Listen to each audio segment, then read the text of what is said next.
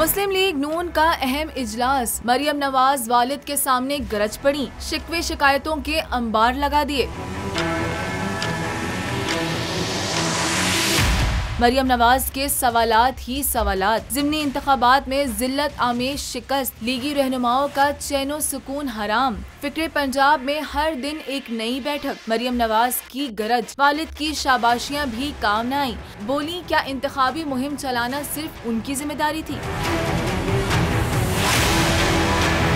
तफसीलात के मुताबिक लाहौर में मुस्लिम लीग नवाज के अहम इजलास में मरियम नवाज ने किसी की न सुनी और भरपूर गुस्से का इजहार किया, शिकवे शिकायतों के अंबार लगा दिए। इजलास में मरियम नवाज का पारा मुस्तकिल हाई रहा। पार्टी रहनुमाओं से सवालात पर सवालात पूछती नहीं, कहा कि रूठे पार्टी रहनुमाओं को मनाऊं, टिकट तकसीम पर नाराज साथियों की खफगी मिटाऊं, गली गली मोहल्ला मोहल्ला रैलियां जलसे जुलूस सियासी पंडाल सजाऊं, मुखालिफिन के सियासी हमलों का जवाब दूं, मैं अकेली क्या क्या करूं।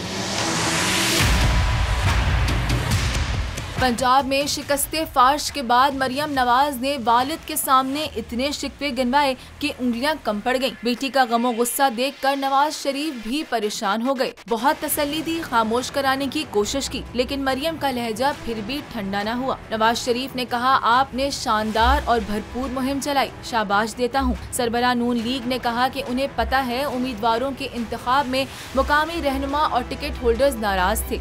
मरियम नवाज से मुखातिब होते हुए उन्होंने कहा कि कोताही आपसे नहीं हुई, महंगाई और पुराने टिकट होल्डर्स को टिकट न देना नाकामी की बड़ी वजह बनी। उनका कहना था, इत्तेहादियों के साथ मिलकर अब नई हिकमत अमली बनाएंगे।